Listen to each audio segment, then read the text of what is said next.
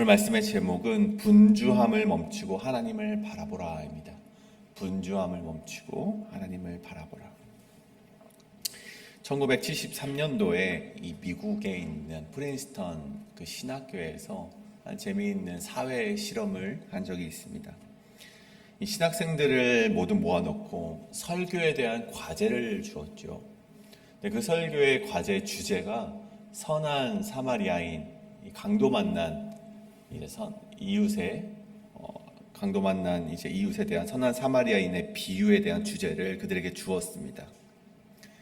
저마다 그 주제에 따른 설교 준비를 하고 그 설교 발표를 위해서 강의실로 이동을 하게 되었죠.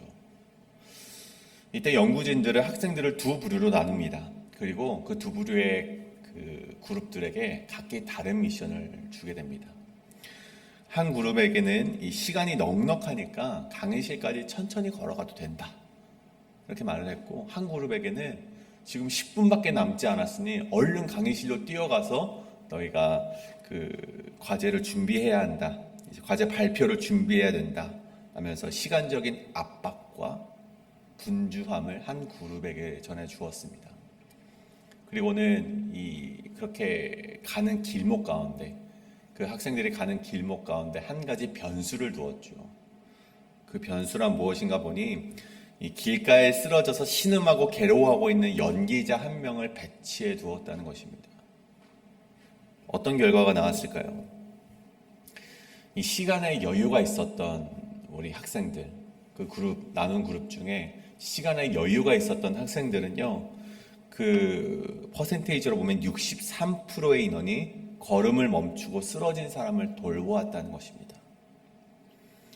그런데 늦었다며 분주하게 달려가던 그런 그룹들, 그 그룹에 있었던 학생들은요, 그 단 10%만이 멈춰 섰을 뿐 나머지 90%는 아파서 신음하는 사람을 보긴 보았지만 내가 바쁘기 때문에, 시간적인 압박이 있기 때문에, 분주하기 때문에 그것을 보았음에도 그냥 지나쳐 갔다는 것입니다.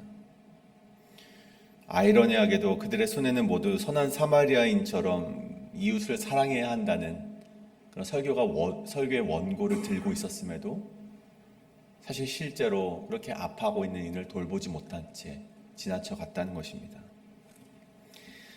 이 실험을 통해 연구진들은 이 실험의 결과를 이렇게 말을 합니다. 사람이 타인을 돌보지 못하는 이유는 인격이 비열해서도 아니고 성경적 지식이 부족해서도 아니라 이 분주함 때문이다. 이 땅을 살아가는 분주함 때문에 우리가 하나님의 말씀을 지키지 못하는 것이다.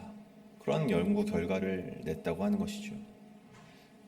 여러분, 어쩌면 이 시대의 현대인들이 범하는 가장 큰 죄악은 이 도덕적인 타락이라거나 거창한 불신앙이라기보다는 바로 그 분주함 그 자체일지도 모릅니다. 오늘 말씀 속 이사야는 그런 세상의 분주함으로 살아갔던 남유다를 향해서 이러한 말을 하고 있죠. 너희가 돌이켜 조용히 있어야 구원을 얻을 것이요 잠잠하고 신뢰하여야 힘을 얻을 것이거늘 너희가 원하지 아니하는도다. 여러분, 오늘 말씀이 우리에게 전해주는 메시지는 위기가 왔을 때, 우리에게 문제가 닥쳐왔을 때 우리가 생존하기 위해서 분주하게 뛰어다니라고 말하지 않는다는 것입니다.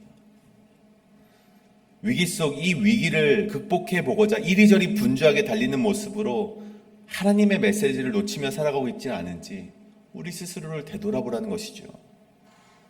그래서 오늘 선포되는 말씀을 통해서 위기가 왔을 때, 우리 삶에 문제가 끊임없이 주어질 텐데, 그때 내 힘으로 살아보려고 발부동 치고 있던 분주함을 내려놓고 오직 하나님께로 돌이켜 잠잠하게 주님을 바라보실 수 있는 그런 영적인 전환이 저와 여러분의 삶 가운데 일어나기를 주님의 이름으로 축원합니다.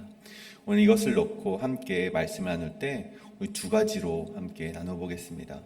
오늘 말씀의 첫 번째는 우리 삶의 문제는 분주하게 죄를 누적시키는 것으로 시작된다입니다. 우리 삶의 문제는 분주하게 죄를 누적시키는 것으로 시작된다. 1절의 말씀이죠. 여호와께서 이르시되 패역한 자식들은 화 있을진저. 여러분, 여기서 말하는 패역한 자식은 누구를 말합니까? 계속되는 말씀 가운데 남유다 백성을 말하는 것이죠. 여기서 패역한 자식들은 원어로 반인 소레림이라는 단어가 사용이 됩니다. 고집이 세고 완강해서 제어하려고 해도 제어되지 않는 다루기 힘든 자녀를 가리켜서 이 반인 소레림, 패역한 자식들이라고 표현을 합니다. 이 부모의 사랑과 은혜로 여지껏 살아왔는데 부모님의 말을 듣지 않는 자들, 자신들의 고집이 너무 세서 완강해서 부모님의 말씀을 믿지도 않고 듣지도 않는 자들을 가리켜서 패역한 백성이라는 것입니다. 여러분, 남유다의 어떤 행위가 그들을 패역하다라고 불리게 하는 것입니까? 여러분, 1절 하반절을 보십시오. 그들이 개교를 베푸나 나로 말미암지 아니하며 맹약을 맺으나 내 영으로 말미암지 아니하고 죄에 죄를 더하도다. 여러분, 여기서 포인트가 되는 말씀이 있다면 죄에 죄를 더하는 유다 백성이라는 것입니다. 여기서 유다가 행한 죄에 죄를 더하는 죄의 누적을 우리가 보게 되는 것이죠. 여러분, 유다의 죄악은 하루아침에 이루어진 것이 아닙니다. 과거 아하스 왕 시절에 이 북이스라엘과 아람 연합군이 유다를 침공해 오지 않습니까? 하나님이 원하셨던 것은 단 하나입니다. 그들이 침공해 올 때 이사야 선지자를 통해서 이 남유다에게 말했던 것이 무엇입니까? 아하스 왕에게 그들이 서지 못할 것이다. 그들의 계획이 이루어지지 못할 것이다. 그런데 아하스가 뭐라 말합니까?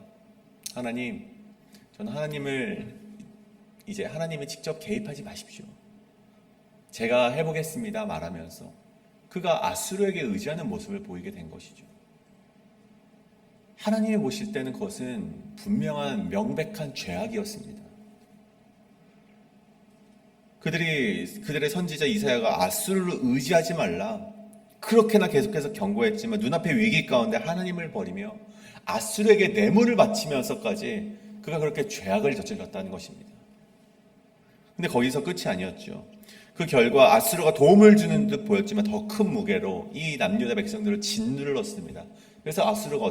그래서 우리 남유다 백성이 어떻게 합니까? 그때라도 두 손 두 발 들고 하나님께로 돌아오면 좋았을 텐데 그러지 못하고 애굽으로 달려가서 애굽에 의지하는 그들의 죄악된 모습을 보게 됐다는 것입니다. 죄를 지었고 죄를 덮기 위해서 또 다른 죄를 짓는 인생, 세상의 헛된 방식을 해결하기 위해 더 큰 세상의 우상을 가져오는 것, 이것이 바로 죄에 죄를 더하는 이 유다의 완악함이었다는 것입니다. 그렇다면 그렇게 하나님을 뒤라고 애굽의 그늘로 도피한 결과가 무엇입니까? 가장 먼저 하나님은 3절과 5절에서 그 결과를 아주 명확한 단어로 표현하셨는데 바로 수치와 수욕을 당하게 될 것이다. 수치와 수욕을 남유다에게 허락하셨다는 것입니다. 여러분, 수치란 무엇입니까? 인간이 내면적으로 스스로 느끼게 되는 부끄러움과 이 불명예를 가리켜서 수치라고 말을 합니다. 그럼 수욕은 무엇입니까? 그 부끄러움에 더해서 모욕을 당하는 것, 외적으로 실질적인 피해를 입는 것, 수치를 당하는 것이 바로 수욕이라고 합니다. 실제로 훗날 이 아수르의 이 랍사게가 예루살렘 성벽을 섰을 때 유다를 막 조롱을 합니다. 너희가 지금 누구를 의지했는지 아냐? 내가 상한 갈대 지팡이를 의지했다. 이 갈대는 보통 애굽을 말하는 것인데, 너희가 그 상한 갈대를 의지했기 때문에 이렇게 멸망하게 되는 것이다라면 막 조롱을 합니다. 자신들이 그토록 자신하며 유다 최고의 지도자들이 머리를 맞대고 세웠던 전략이 원수들의 입을 통해서 조롱을 받으며 수치스러운 그런 광경을 맞이하게 되었다는 것이죠. 근데 더 참담한 것이 있다면 이 랍사게의 조롱을 듣고 있던 유다의 관리들이 랍사게에게 조아리면서 이런 말을 합니다. 제발 이 유다의 방언으로 말하지 마십시오.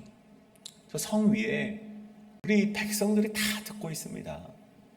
그러니까 유다 방언을 하지 말고 우리가 아람 방언도 들을 수 있으니 아람 말로 제발 해주십시오. 저들이 알아듣지 못하게 제발 그렇게 해주십시오. 그랬더니 랍사게가 어떻게 합니까? 더 크게 유다의 방언으로, 더 히브리의 말로 더 크게 저들을 조롱하는 그런 수치와 모욕을 당하게 됐다는 것입니다. 여러분, 오늘 말씀에서 우리가 주목해야 될 것이 유다가 이렇게 조롱받고 수치당했다는 사실보다는 유다는 어떻게 해서 여기까지 오게 되었는가? 우리가 이것을 캐치해내야만 한다는 것입니다. 왜 그렇게 수치와 모욕을 당하는 지경까지 이르렀는가? 다시 말해 죄의 누적이 그들의 삶 가운데 있었기 때문이라는 사실입니다. 여러분, 그들이 가졌던 가장 큰 문제는 문제를 만날 때마다, 위기가 그 삶 가운데 주어질 때마다 하나님께 돌아오는 것이 아니라 자기의 머리와 자기의 힘으로 그것을 해결하려고 했던 그들의 내부에 있었다는 것입니다. 아수르를 의지했고 애굽을 의지했고 이제는 또다시 랍사게에게, 자신들을 조롱하는 랍사게에게 간청을 하는 그런 불신앙의 죄악이 그들에게 있으니 어찌 저들의 인생이 구원을 받을 수 있겠습니까? 여러분, 우리의 인생 역시 마찬가지입니다.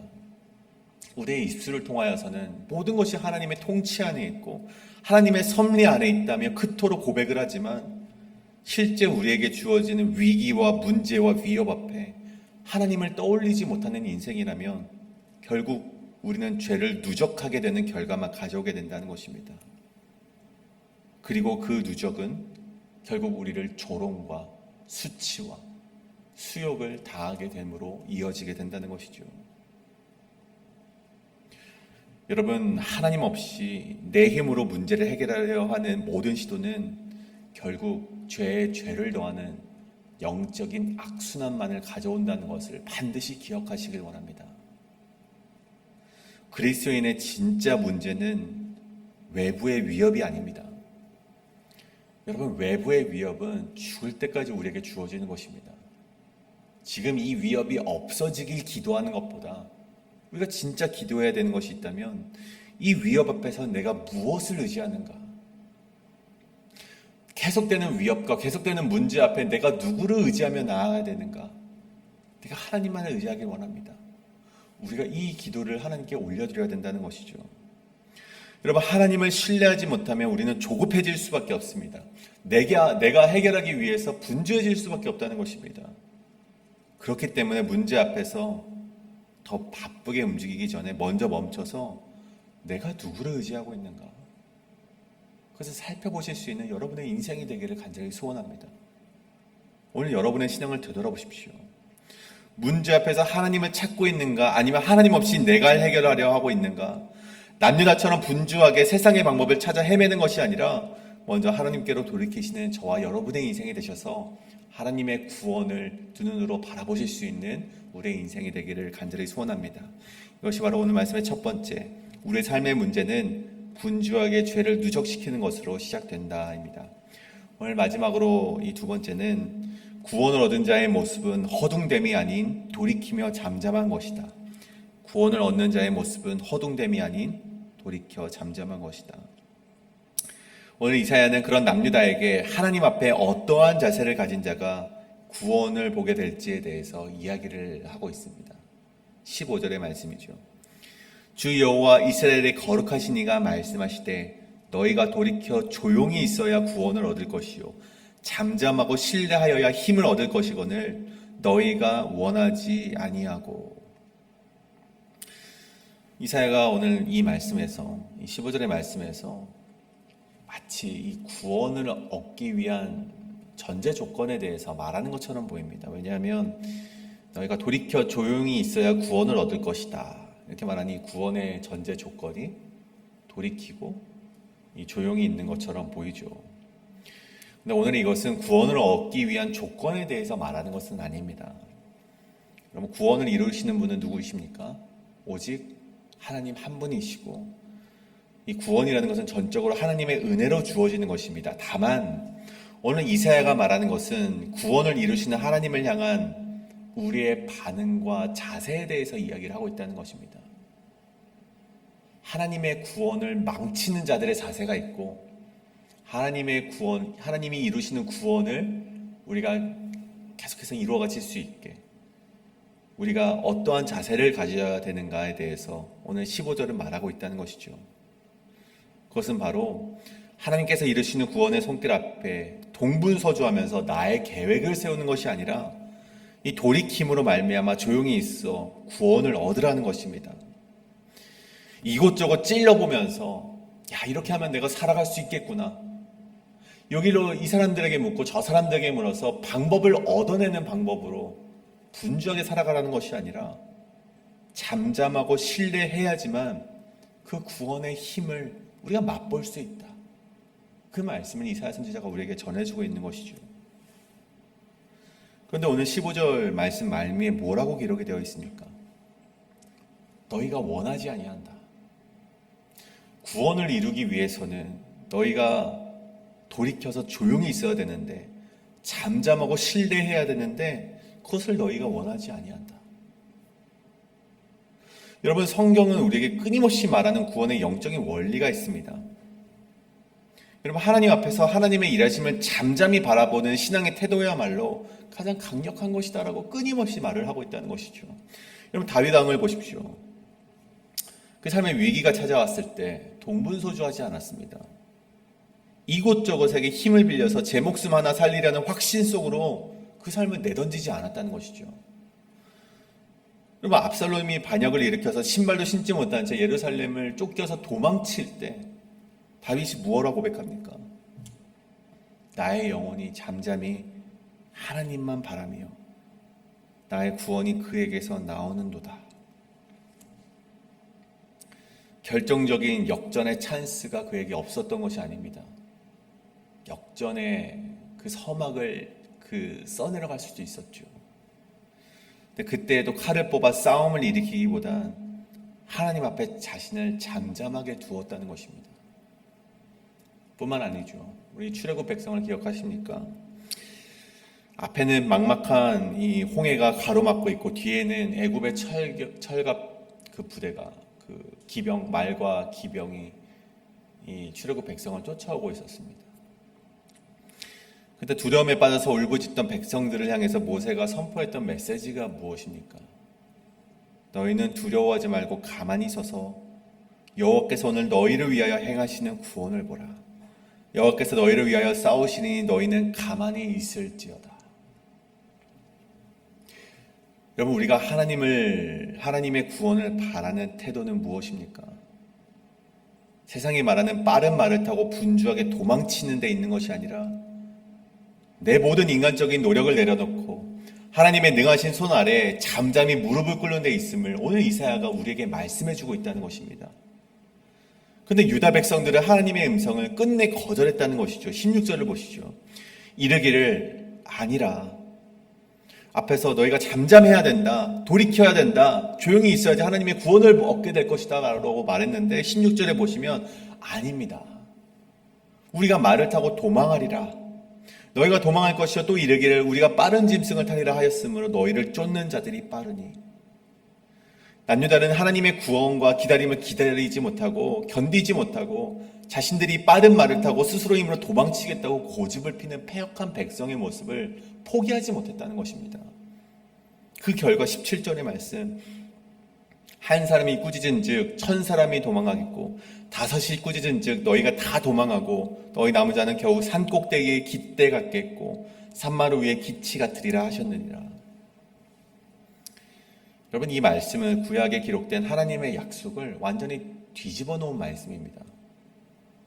여러분, 그게 무슨 말씀입니까?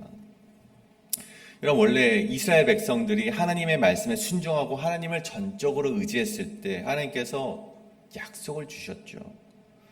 레위기 말씀에 26장을 보면 너희 5이 100을 쫓고 너희 100이 10,000을 쫓을 것이다 라고 말씀하셨습니다. 또한 여호수아 23장에 보면 너희 중 한 사람이 1000명을 쫓으리니 이는 너희 하나님 여호와가 너희를 위하여 싸우심이라. 뿐만 아니라 사사시대 때도 300명이라는 그런 군사를 가지고 기드온이 10수만 명 되는 정말 군대를 무찌르지 않았습니까?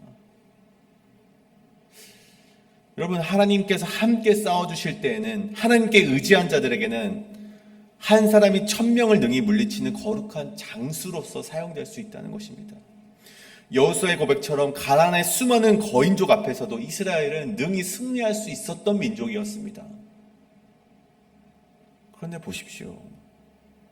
하나님을 버리고 스스로 빠른 말을 타고 도망치려 할 때 완전히 역전이 됐다는 것입니다.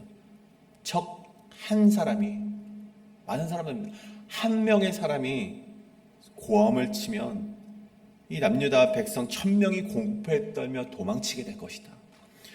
5사람이 소리를 지르면 모든 군대가 마치 풍비박산 나는 그런 도망자의 신세가 되어버릴 거라 오늘 말씀하고 있는 것이죠.